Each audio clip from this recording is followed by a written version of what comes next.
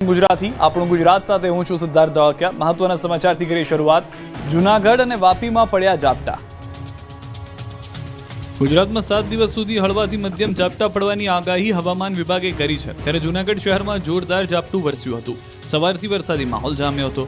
બપોર થતા વરસાદ પડ્યો હતો। વિવિધ વિસ્તારમાં ધીમી ધારે વરસાદ વરસ્યો હતો, જેથી વાતાવરણમાં ઠંડક પ્રસરી અને રોડ પર પાણી વહેતા થયા। આ બાજુ વિરામ બાદ ફરી એક વખત વલસાડ જિલ્લામાં વરસાદી માહોલ જામ્યો। સવારથી જિલ્લામાં વાદળછાયા વાતાવરણ વચ્ચે અનેક વિસ્તારોમાં વરસાદ વરસ્યો। વાપી અને આસપાસના વિસ્તારમાં વરસેલા વરસાદને કારણે વાપીના રસ્તાઓ પાણી થઈ ગયા। વાપી સહિત જિલ્લાના ધરમપુર, પારડી, વલસાડ અને ઉમરગામના પણ કેટલાક વિસ્તારમાં છૂટોછવાયો વરસાદ વરસ્યો। વરસી રહેલો વરસાદ ખેતીના પાકને અનુકૂળ હોવાથી ખેડૂતોમાં ખુશી છે। સૌરાષ્ટ્રના 11 જિલ્લાના ખેડૂતોને મોટી ભેટ। સરકાર હવે 8 નહીં 10 કલાક વીજળી આપશે। રાજ્યમાં 15-20 દિવસથી વધારે વરસાદે વિરામ લીધો છે। હવે વરસાદની તાતી જરૂરિયાત છે। અમુક ભાગોમાં તો વરસાદ જ ઓછો પડ્યો છે, જેથી ખેડૂતોએ હોંશે કરેલું વાવેતર બળવા લાગ્યું છે। પાણી વગર પાક સુકાવા લાગ્યો છે। ખેડૂતોને પિયત કરવા માટે 8 કલાક વીજળી તો આપવામાં આવે છે, પણ ધાંધિયાના કારણે 8 કલાક વીજળી પૂરતી મળતી નથી, જેથી ખેડૂતોનો પાક પિયત વગરનો રહી જાય છે। એટલે સરકારે આવા ખેડૂતોની ચિંતા કરી છે। હવે જે વિસ્તારમાં વરસાદ ઓછો પડ્યો છે ત્યાં 8 કલાકની બદલે 10 કલાક વીજળી આપવામાં આવશે। મુખ્યમંત્રીની અધ્યક્ષતામાં મળેલી કેબિનેટ બેઠકમાં અંગે નિર્ણય લેવાયો છે। આગામી 15 દિવસ સુધી 10 કલાક વીજળી આપવામાં આવશે। ખેડૂતોનો પાક બગડે નહીં તે માટે વધુ કલાક વીજળી અપાશે। હવે 10 કલાક વીજળી મળશે તો પાકને પાણી પૂરું પાડવું સરળ બનશે। આ તરફ સાવરકુંડલાના ગામડાઓમાં વીજ ધાંધિયાથી ખેડૂતો કંટાળ્યા।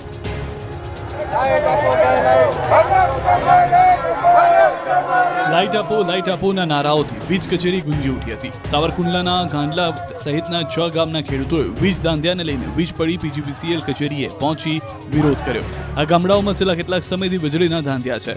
ગાંડલા ફીડરમાં વીજ પુરવઠો ન મળતા ખેડૂતો રોષે ભરાયા। 6 જેટલા ગામોના ખેડૂતો પિયત માટે પરેશાન બન્યા। પિયત પાણી માટે વીજળીની જરૂર છે, પરંતુ પૂરતો વીજ પુરવઠો ન મળતા ખેડૂતો આક્રોશિત થયા। રાત્રે PGVCL કચેરીએ ખેડૂતોએ પહોંચી હલ્લાબોલ કર્યો। વીજ પડી, ભમ્મર, ગાંડલા સહિતના ગામોમાંથી ખેડૂતો કચેરીએ પહોંચ્યા હતા, પરંતુ કચેરીએ એક પણ કર્મચારી હાજર ન હતો। ખેડૂતોએ સૂત્રોચ્ચાર કરી વિરોધ દર્શાવ્યો। આ તરફ દાહોદમાં યુરિયા ખાતરમાં ભેળસેળ થતી હોવાનો ખુલાસો।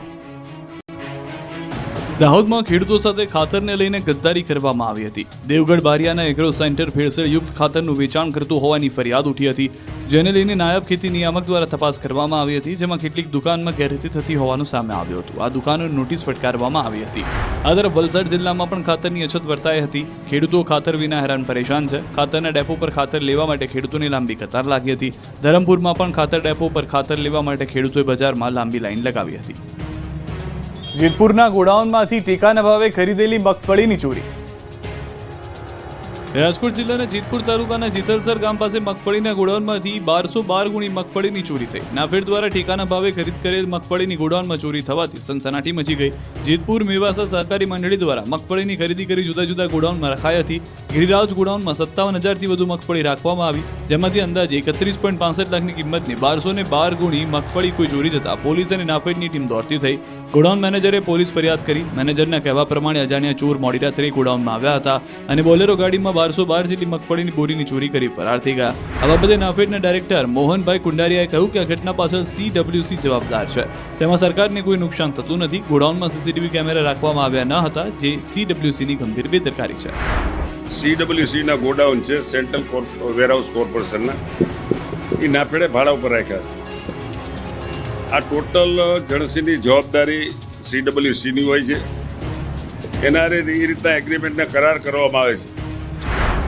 બીજી તરફ કૃષિ મંત્રી રાઘવજી પટેલે કહ્યું કે ચોરી બાબતે સરકારને કોઈ નિસ્બત નથી। ખરીદી પૂર્ણ થયા બાદ એજન્સી અને નાફેડની જવાબદારી રહે છે। ટેકાના ભાવની ખરીદીનો પ્રશ્ન તો ઘણા સમય પહેલા પૂરો થઈ ગયો છે। રાજ્ય સરકારની આમાં કોઈ જવાબદારી નથી। સરકારે તો ટેકાની ખરીદી વ્યવસ્થિત થાય એના માટેના આયોજનમાં સક્રિય ભાગીદારી લીધી હતી। હવે આ પ્રશ્ન ખરીદ કરનાર સંસ્થા અને નાફેડ કેન્દ્ર સરકારના વિષય હસ્તકનો।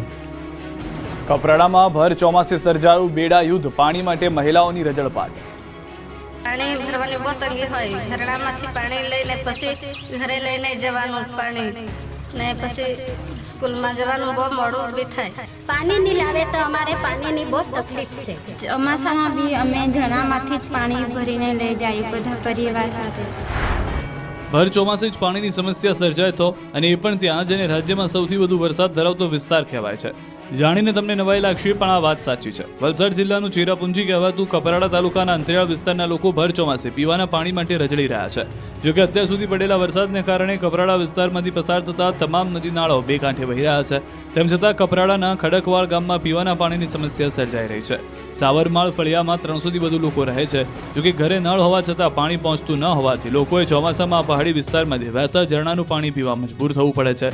આ ફળિયું ગામના છેવાડે ડુંગર પર ઢોળાવ પર આવેલું હોવાથી અહીં સરળતાથી પાણી પહોંચી શકતું નથી. આથી નળ હોવા છતાં તેમાં પાણી નથી આવતું, જેથી લોકો પાણી માટે હેરાન પરેશાન થઈ રહ્યા છે. ફળિયાની મહિલાઓએ એક બેડું પાણી માટે ફળિયાથી દૂર જવું પડે છે અને 2 ડુંગરો ચડી ઉતરે ત્યારે 1 બેડું પાણી નસીબ થાય છે. ગંભીરા બ્રિજમાં ઇજાગ્રસ્ત વધુ એકનું મોત, મૃતદેહ પહોંચતા ગામ હિબકે ચડ્યું. મહીસાગર નદી પરનો ગંભીરા બ્રિજ તૂટી ગયો, જેમાં ઇજાગ્રસ્ત બાઇક ચાલકનું સારવાર દરમિયાન મોત થયું. તેમનો મૃતદેહ વતનમાં પહોંચતા ગામ આખું હિબકે ચડ્યું. બોરસદ તાલુકાના નાની શેરડી ગામનો યુવાન દિલીપ પઢિયા નાની શેરડીથી બાઇક પર પાદરા વડોદરા કંપનીમાં નોકરી કરવા જતો હતો. બ્રિજ તૂટતા બાઇક સાથે મહીસાગર નદીમાં પટકાયો હતો. તેનું રેસ્ક્યુ કરી સારવાર માટે વડોદરાની એસએસજી હોસ્પિટલમાં ખસેડાયો, જ્યાં તેમણે 28મા દિવસે દમ તોડ્યો. તેમનું મોત થતાં પરિવારજનો શોકમાં ગરકાવ થઈ ગયા. અંતિમ વિધિ દરમિયાન આખું ગામ જોડાયું હતું. સન્નાટો વ્યાપી ગયો હતો. રાજકોટ વાસીઓની આસ્થા સાથે ચેડા, ફરાળી પેટીસમાં મકાઈના લોટનો ઉપયોગ થતો હોવાનો ખુલાસો. શ્રાવણમાં ફરાળી પેટીસ ખાનારા લોકો સાવધાન થઈ જજો. જો પેટીસ ખાધી તો તમારો ઉપવાસ તૂટવાનું નક્કી છે. કેમ કે શ્રાવણ માસમાં લોકોની આસ્થા સાથે રાજકોટમાં એક મોટા ચેડા થવાની ઘટનાનો પર્દાફાશ થયો. જલારામ ફરસાણ નામની દુકાનની ફરાળી પેટીસ ખાતા હોય તો હવે ચેતી જજો. કેમ કે વધુ પૈસા કમાવાની લાલચમાં વેપારીઓ લોકોની આસ્થા સાથે ચેડા કર્યા છે. ફરાળી પેટીસમાં ભેળસેળ કરાતી હોવાની ફરિયાદો મળતા આરોગ્ય વિભાગ દ્વારા ગાયત્રીનગર મેઇન રોડ પર આવેલી જલારામ ફરસાણ નામની દુકાનમાં દરોડા પાડવામાં આવ્યા. અહીં તપાસ કરવામાં આવતા મકાઈના લોટમાંથી ફરાળી પેટીસ બનાવવામાં આવતી હોવાનો ખુલાસો થયો. દુકાનદાર ફરાળી પેટીસ બનાવવા માટે બટેટાના માવાને બદલે મકાઈના લોટનો ઉપયોગ કરી રહ્યો હતો. 85 કિલો વાસી પેટીસનો જથ્થો 5 કિલો મકાઈનો લોટ પકડાયો. આમાં મકાઈના લોટનો ઉપયોગ કરાયાનો વેપારીનો પણ સ્વીકાર છે. તમામ વસ્તુની ઘટના સ્થળે જ નાશ કરવામાં આવ્યો. ગોપાલ ઇટાલિયા અને કાંતિ અમૃત્યા આખરે આમને સામને આવી ગયા. ગોપાલ ઇટાલિયા અને કાંતિ અમૃત્યાનો આખરે મોરે મોરા થઈ ગયો. ખુદ કાંતિ અમૃત્યાએ સોશિયલ મીડિયા પર ફોટો શેર કર્યો, જેમાં લખ્યું કે આજ રોજ મુખ્યમંત્રીની ઓફિસથી બહાર નીકળતા સમયે ગોપાલભાઈ ઇટાલિયા સાથે મુલાકાત કરી. સોશિયલ મીડિયા મારફતે મોરબીમાં આપના કાર્યકર્તાઓ દ્વારા નાગરિક ઉપર કરેલા હુમલાની નિંદા કરી. બંને હળવી શૈલીમાં જોવા મળ્યા. ત્યારે કાંતિ અમૃત્યાએ હુમલાની ઘટનાને વખોડી. જ્યારે સમય આવશે તો રાજીનામા મામલે હું ક્લિયર કરીશ તેવું પણ કહ્યું. કાલે એ વોર્ડના એક આદમીએ ભાઈએ જે રજૂઆત કરી એમાં લાફા મારો એટલે મેં કીધું કે હજી તમારી એક સીટ આવી છે, સરકાર નથી બની, અમે 30 વર્ષથી લડી. અમારા તો કેટલી વાર આંદોલનમાં અમારી ઓફિસ વર્ગાવી નાખી, અમારા વાંહે થયા તો અમે લાફા નથી માર્યા, ગાંઠને એને છોડાવ્યા છે. લાફા નથી માર્યા. લાફા મારવાનો હોય, ગામમાં ગુંડાગીરી કરતો એમાં લડવાનું હોય, તો તમે સામાન્ય માણસ મારવા માંડ્યા કે વાજબી વાત છે એવું મેં કીધું એને. બીજી તરફ વિસાવદરની પેટા ચૂંટણી જીતેલા ગોપાલ ઇટાલિયાએ મુખ્યમંત્રીને મળી વિસાવદર પંથકના પ્રશ્નોની રજૂઆત કરી. પ્રથમ મુલાકાતમાં 5 જેટલા વિસાવદર વિસ્તારના સ્થાનિક મુદ્દાઓ અંગે તેઓએ સીએમને રજૂઆત કરી. વિસાવદરમાં ઇકો સેન્સિટિવ ઝોન અંગે પણ તેઓએ રજૂઆત કરી. કુલ 3 જિલ્લા અને 15 તાલુકા અને 156 જેટલા ગામડાઓને અસર થશે ઇકો ઝોનનો મુદ્દો છે. અમારા વિસ્તારનો સૌથી મહત્વનો ગંભીર પ્રશ્ન ઇકો સેન્સિટિવ ઝોનનો છે. કુલ 3 જિલ્લા, 15 જેટલા તાલુકા, 196 કરતાં પણ વધુ ગામને અસર કરતો આ ઇકો સેન્સિટિવ ઝોનનો મુદ્દો જે છે એનાથી ખેડૂતો નારાજ છે. ઇકો ઝોનનો વિરોધ કરી રહ્યા છે ખેડૂતો, અને આ ઇકો ઝોન નાબૂદ કરવા માટે મેં આજે મુખ્યમંત્રીશ્રીને રજૂઆત કરી. રામ મોકરિયાને સાઇડલાઇન કરવાના મુદ્દે ભાજપનો યુટર્ન, શહેર ભાજપ પ્રમુખે કર્યો ખુલાસો. રાજકોટ મહાનગરપાલિકાના તેમજ રાજકોટ શહેર ભાજપ દ્વારા સાંસદ રામ મોકરિયાને સાઇડલાઇન કરાયાની જાહેરાત કરાઈ હતી, જેને ગણતરીની કલાકોમાં જ વિવાદ વકરતા ભાજપના નેતાઓએ યુટર્ન લીધો. હવે ખુલાસા પર ખુલાસા કરવા લાગ્યા. સંગઠનના કાર્યક્રમોમાં રાજ્યસભાના સાંસદ રામ મોકરિયાને આમંત્રણ નહીં આપવાની વાતને ફગાવી રહ્યા છે. આ મુદ્દે રાજકોટ શહેર ભાજપ પ્રમુખ માધવ દવેએ કહ્યું કે રામ મોકરિયાને કાર્યક્રમમાં આમંત્રણ ના આપવું તેવો કોઈ નિર્ણય લેવામાં નથી આવ્યો. જે કંઈ પણ વાત જાહેર થઈ છે તે ગેરસમજણરૂપ છે અને મહાનગરપાલિકાના સત્તાવાર કાર્યક્રમની આમંત્રણ પત્રિકામાં રામ મોકરિયાના નામની બાદબાકી મામલે તપાસ કરીશું. તો મેયરે પણ આક્ષેપો ફગાવતા કહ્યું કે રામભાઈ દિલ્હી હોવાથી આમંત્રણ અપાયું ન હતું. આવી કોઈ વાત છે નહીં. શહેર ભાજપે પણ આવી કોઈ સૂચના નથી આવી, પ્રદેશ સાથે પણ આવી કોઈ વાત નથી થઈ. હું ગઈકાલે બહારગામ હતો, નહીં તો ગઈકાલે જ મેં આ નિવેદન આપી દીધું હોત, પણ આવી કોઈ વાત છે નહીં. જ્યારે કાર્યક્રમ હતો ત્યારે દિલ્હી ખાતે રામભાઈના સત્ર ચાલુ હતા, એટલે રામભાઈ અને રૂપાલા સાહેબ આવી શકેલ નથી. જૂનાગઢના મયારામ આશ્રમમાં ટ્રસ્ટીઓ વચ્ચે વિવાદ શરૂ.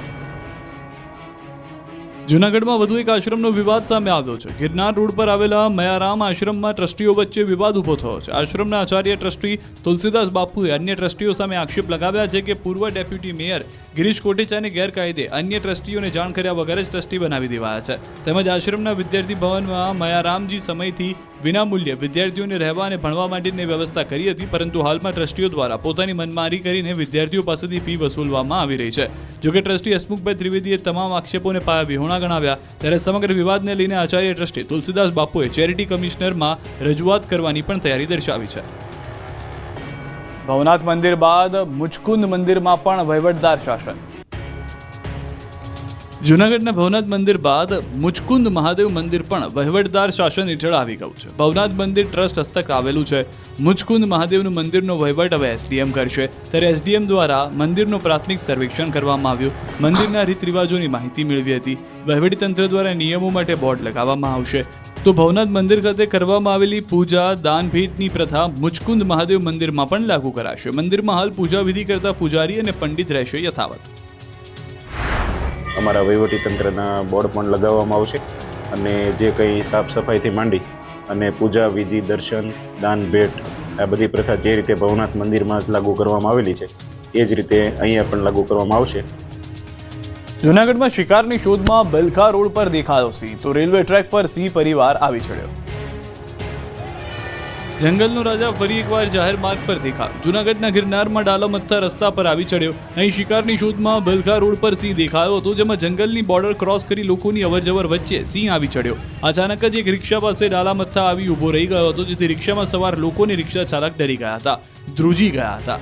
જોકે સિંહ રસ્તા પાસે આવી જતા વન વિભાગના અધિકારીએ સિંહને લોકોની વચ્ચેથી જંગલ તરફ વાળ્યો હતો. આ તરફ જૂનાગઢમાં રેલવે ટ્રેક પર સિંહ પરિવાર આવી ચડ્યો. જૂનાગઢથી વેરાવળ મીટરગેજ વચ્ચે એક સિંહ, એક સિંહણ અને તેના 3 બચ્ચા રેલવે ટ્રેક પર સૂતા હતા. ત્યારે જ ટ્રેન આવી હતી. જોકે લોકો પાયલોટ ઇમરજન્સી બ્રેક લગાવી ટ્રેન રોકી દીધી અને 5 સિંહનો આબાદ બચાવ કર્યો. ત્યારબાદ ફોરેસ્ટ ટ્રેકર દ્વારા સિંહ પરિવારને રેલવે ટ્રેક પરથી દૂર કરાયો. નોંધનીય છે કે ગત વર્ષે રેલવે ટ્રેક પર આવી ચડેલા કુલ 159 સિંહોના જીવ બચ્યા હતા. છેલ્લા 4 મહિનામાં જ આ રીતે રેલવે ટ્રેક પર આવી ગયેલા 29 જેટલા સિંહના જીવ બચાવ્યા છે. નડિયાદમાં કોર્પોરેશનની ટીમ અને લારીવાળાઓ વચ્ચે મારામારી. નડિયાદ શહેરમાં દબાણકર્તાઓ એટલી હદે બેફામ બની ગયા છે કે કોર્પોરેશન અને પોલીસનો પણ ડર નથી રહ્યો.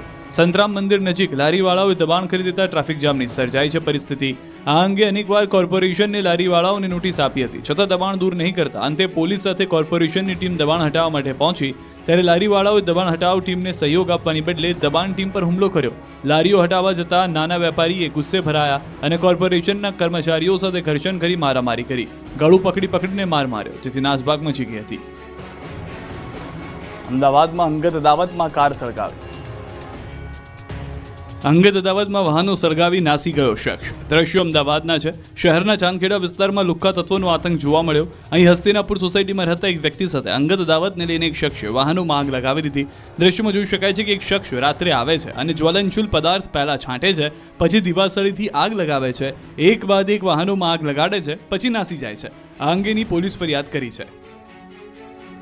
અમદાવાદમાં લિફ્ટનો વાયર તૂટ્યો અને 2 લોકો ટીંગાઈ ગયા. અમદાવાદના ઓઢવમાં એક બિલ્ડિંગમાં 2 શ્રમિકો આ રીતે 50 ફૂટની ઊંચાઈએ ટીંગાઈ જતા જીવ જોખમમાં મુકાયો. પ્રાથમિક દાવા પ્રમાણે કન્સ્ટ્રક્શન લિફ્ટ પર બેસીને શ્રમિકો કલરકામ જેવું કોઈ કામ કરી રહ્યા હતા. ત્યારે લિફ્ટનો વાયર તૂટ્યો અને બંને લટકી ગયા. તાત્કાલિક ફાયર વિભાગની ટીમ પહોંચી અને દોરડા બાંધીને બંનેને હેમખેમ નીચે ઉતાર્યા. અમરેલીમાં પરેશ દાનાણી અને પ્રતાપ દુધાતની આગેવાનીમાં ખેડૂતોએ રેલી યોજી. સાવરકુંડલા અને લીલિયાના ખેડૂતો સાથે મળી રેલી યોજી. ખેડૂતોના 8 જેટલા મુદ્દાઓને લઈને કોંગ્રેસે આંદોલન કર્યું હતું. ખાતર બિયારણના ભાવ પર નિયંત્રણ લાવવા માંગ, ખેડૂતોના ખાતામાં 5 લાખ 0% વ્યાજે આપવાની જાહેરાતને અમલમાં લાવવાની કરી માંગ, ખેડૂતોને પાક નુકસાનનું તાત્કાલિક વળતર ચૂકવવાની માંગણી, યુરિયા ખાતરની અછત નિવારવા કરી રજૂઆત. રેલી યોજી પ્રાંત કચેરીને આપ્યું આવેદનપત્ર.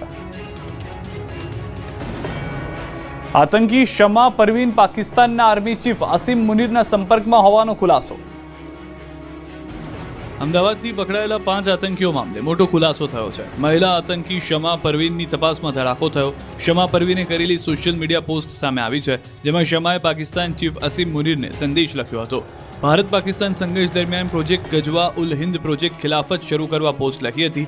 ભારતમાં ખિલાફત વ્યવસ્થા સ્થાપિત કરવા અંગે ઉલ્લેખ કર્યો હતો. ભારતમાં હિંસા માટે ઉશ્કેરણીજનક ભાષણની પણ વાત કરી. હિન્દુ સમુદાય અને આગેવાનોને નિશાન બનાવવાનો પણ પોસ્ટમાં ઉલ્લેખ કરાયો હતો. લાહોરની લાલ મસ્જિદના ઇમામ અબ્દુલ અઝીઝના બયાનને ટાંકવામાં આવ્યું. સુરતમાં દરરોજનું 1.5 લાખનું ડ્રગ્સ વેચતો માફિયા પકડાયો. 3 ચોપડી પાસ બની ગયો ડ્રગ્સ માફિયા અને ઘરે જ પોલીસના કંટ્રોલ રૂમને પણ ટક્કર મારે એવો અત્યાધુનિક કંટ્રોલ રૂમ ઊભો કરી દરરોજનું 1.5 લાખ રૂપિયાનું ડ્રગ્સ વેચતો, એ પણ સુરતથી. 3 ચોપડી ભણેલો માફિયા ઘરની આસપાસના રોડ પર 500 મીટરમાં સીસીટીવી ગોઠવી ઘરમાં બેઠો બેઠો પોલીસ આવે છે કે નહીં તે જોતો હતો, પણ પોલીસે ડ્રગ્સ માફિયાને ચકમો આપી પકડી લીધો. શહેરના ભાટેના પંચશીલ નગરમાંથી ડ્રગ્સ માફિયા શિવા ઉર્ફે શિવરાજ ભૂપેન્દ્ર ઝાલાની ધરપકડ કરી. પીઆઈ સહિત 27 માણસોની ટીમે 20 બાઇક પર પંચશીલ નગરમાં પહોંચી હતી અને આખા વિસ્તારને ચારે બાજુથી કોર્ડન કરી ડ્રગ્સ માફિયાને પકડી લીધો હતો. જ્યારે પોલીસે ડ્રગ્સ માફિયાના ઘરે પહોંચી તો પોલીસની આંખો ચાર થઈ ગઈ, કેમ કે તેમનું ઘર નહીં કોઈ કંટ્રોલ રૂમ આવી ગયા હોય તેવું લાગતું. ઘરના 500 મીટરના એરિયામાં 4 વોકી ટોકી અને 25 સીસીટીવી કેમેરા રાખીને દરરોજનું 1.5 લાખનું એમડી ડ્રગ્સ વેચતો હતો. પોલીસને 2 લોડેડ પિસ્તોલ મળી હતી. ડ્રગ્સ માફિયાના ખિસ્સામાંથી 12 લાખનું 120 ગ્રામ એમડી ડ્રગ્સ મળી આવ્યું હતું. સાથે એમડી વેચાણની 16 લાખની રોકડા પણ મળી આવ્યા હતા. માફિયા શિવાએ ઝૂંપડાઓની વચ્ચે 3 માળનો બંગલો બનાવ્યો અને તેમાં અદ્યતન સુવિધાઓ ઊભી કરી દીધી. માફિયાને પોલીસ મોબાઈલ ટ્રેસ કરે તો પકડાઈ જવાનો ડર હતો. આથી ડ્રગ્સ માફિયાઓએ પંટરો સાથે વોકી ટોકીથી વાત કરતા ડ્રગ્સ લેવા આવનાર લોકોને કપડે લઈને આયે હે એવો કોડવર્ડ આપ્યો હતો. આવું બોલે તો જ ડ્રગ્સ વેચવાનું હતું. ડ્રગ્સ માફિયો એટલો ચાલાક હતો કે પોલીસથી બચવા ખાસ કરીને 55 ઇંચના ટીવી પર 25 સીસીટીવી કેમેરા પર બાજ નજર રાખતો હતો. 500 મીટરના એરિયામાં સીસીટીવી કેમેરા લગાડ્યા હતા, જેનાથી કોઈ પણ આવે એટલે તરત જ એલર્ટ થઈ જતો. તો લોકોમાં પોતાની તાક જમાવવા માટે ઝૂંપડપટ્ટીમાં રહેતા લોકોને નાની મોટી મુશ્કેલી વખતે મદદ પણ કરતો હોવાથી ત્યાંના વિસ્તારોમાં મસીહા કહેવાતો. શિવા અગાઉ મારામારીના 6 ગુનાઓ, લૂંટ, અપહરણ તેમજ હત્યાના ગુનામાં પકડાયો હતો. અમદાવાદના બોપલમાં ફાયરિંગથી શેર બજારના ધંધાર્થીનું મોત, ખિસ્સામાંથી સુસાઇડ નોટ પણ મળી. અમદાવાદ શહેરનો બોપલ વિસ્તાર ફરી એકવાર મોડી રાત્રે ફાયરિંગના અવાજથી ધણધણી ઉઠ્યો. બોપલના કબીર એન્કલેવ પાસે 2 જૂથ વચ્ચે બબાલ થઈ. રાત્રે 2 રાઉન્ડ ફાયરિંગ થયું, જેમાં કબીર એન્કલેવમાં રહેતા અને શેર બજારનો ધંધો કરતા 41 વર્ષીય કલ્પેશ ટુંડિયા નામના યુવકને માથામાં ગોળી વાગતા મોત નીપજ્યું. સરાજાહેર ફાયરિંગ થતા આસપાસના લોકો ડરી ગયા. આ અંગેની બોપલ પોલીસને જાણ થતાં પોલીસ ઘટના સ્થળે પહોંચી. મૃતક કલ્પેશની તપાસ કરતા તેમના ખિસ્સામાંથી સુસાઇડ નોટ મળતા બનાવ હત્યાનો છે કે આત્મહત્યાનો એને લઈને સસ્પેન્સ સર્જાયું. બનાવની પ્રાથમિક તપાસમાં પૈસાની લીતી કારણભૂત હોવાનું જાણવા મળી રહ્યું છે. પોલીસની પ્રાથમિક તપાસમાં બનાવ બન્યો એ પહેલા મૃતક કલ્પેશને મળવા માટે 2 લોકો કાર લઈને આવ્યા હતા. કંઈક આપ્યું હતું, બાદમાં ઉપરથી અવાજ આવે છે અને મોત થાય છે. એટલે શેર બજારનો ધંધાર્થી મોતને લઈને રહસ્ય ઘેરાયું છે. પ્રેમ લગ્ન કરવા બાબતે ચાણસ્મા ગામે પરિવારે કર્યો સામૂહિક આપઘાતનો પ્રયાસ. પાટણ જિલ્લાના ચાણસ્માના વડાવલી ગામે એક પરિવારે સામૂહિક આપઘાતનો પ્રયાસ કરતા ચકચાર મચી. પ્રેમ લગ્ન મામલે પરિવારે આત્મહત્યાનો પ્રયાસ કર્યો. મા બાપ તેમજ દીકરા અને વહુ ઝેરી દવા પી જીવન ટૂંકાવવાનો પ્રયાસ કર્યો. પરિવારના તમામ 4 સભ્યોની તબિયત લથડતા 108 દ્વારા સારવાર માટે ચાણસ્મા રેફરલ હોસ્પિટલ ખસેડવામાં આવ્યા. ત્યાંથી ધારપુર મેડિકલ હોસ્પિટલ ખાતે તમામને ખસેડાયા. પ્રેમ લગ્ન કર્યા બાદ જાનથી મારી નાખવાની ધમકીઓ મળતા આખરે કંટાળીને પરિવારે આ પગલું ભર્યું. વહુએ તેમના માતા પિતા પર આક્ષેપ કરતા કહ્યું કે આ ધમકીઓ પાછળ મારા માતા પિતાનો જ હાથ છે. અમદાવાદની ઓરિયન્ટ ક્લબમાં બબાલ થતા નાસભાગ. અમદાવાદની વધુ એક ક્લબમાં બબાલ થઈ હતી. શહેરના એલિસ બ્રિજ પાસે આવેલી ઓરિયન્ટ ક્લબમાં લોકો બાખડી પડ્યા હતા. એક સિનિયર સિટીઝને બેલ્ટના પટ્ટેથી માર મારતા હોય તેવો વિડીયો સામે આવ્યો. ભદ્રેશ શાહ અને તેના પરિવારની મેમ્બરશિપ રદ મામલે બબાલ થઈ હતી. આ મુદ્દે એલિસ બ્રિજ પોલીસે વધુ તપાસ શરૂ કરી. બીજી તરફ અમદાવાદના શાહીબાગમાં 2 જૂથ વચ્ચે બબાલ થઈ. રહેણાંક વિસ્તારમાં પીજી હોવાથી સભ્યો નારાજ હતા. યુએન મહેતા નજીક આવેલી મનહર સોસાયટીમાં અથડામણ થઈ. રસ્તો સાંકડો હોવાથી મામલો બિચક્યો હતો. સોસાયટીના રહીશો અને બીજી સંચાલક સામે આવી ગયા હતા. વાત મારામારી સુધી પહોંચી ગઈ. અમુક લોકોને સામે ઈજા પહોંચી. મોરબીમાં પૈસા બાબતે સગા ભાઈએ કરી ભાઈની હત્યા. મોરબીના રાજપર ગામે પૈસાએ પરિવારને પૂરો કરી નાખ્યો. પૈસા બાબતે ખેલાયો ખૂની ખેલ. સગા ભાઈએ બીજા સગા ભાઈની હત્યા કરી નાખ્યાનો ખુલાસો થયો. મોરબીના રાજપર ગામે આરોપી મૃતકનો સગો ભાઈ હોવાનો ખુલાસો થયો. રાજપર ગામે ઘરમાંથી યુવકનો મૃતદેહ મળી આવ્યો. આ મામલે પોલીસને મૃતકના ભાઈ પર શંકા જતા પોલીસે તેની આકરી પૂછપરછ કરતા તેણે જ હત્યા કરી હોવાની કબૂલાત કરી. આરોપીનો ભાઈ કંઈ કામ કરતો ન હતો અને લોકો પાસેથી પૈસા લેતો હતો, જેના કારણે બંને વચ્ચે માથાકૂટ થઈ હતી, જેમાં આ ઝઘડો જીવલેણ બન્યો. આ કેસમાં પોલીસે આરોપીની ધરપકડ કરી લીધી છે. વડોદરા ગાજરવાડીના સુવેજ પમ્પિંગ સ્ટેશન પાસે બની દુર્ઘટના. ગટરનો સ્લેબ બેઝલ પાર્ક અંદર બાળક પડતા કરુણ મોત થયું છે. બચાવ કામગીરી માટે પહોંચેલી ફાયરની ટીમ સાથે પણ બની છે ઘટના. ફાયર વિભાગની ગાડી રિવર્સ લેતા સમયે બાજુમાં ગટર માટે ખોદેલ ખાડામાં ખાબકી. સદનસીબે ફાયર વિભાગના જવાનો હેમખેમ બહાર આવી ગયા છે. કર્મચારીઓને કોઈ ઈજા કે જાનહાનિના સમાચાર નથી.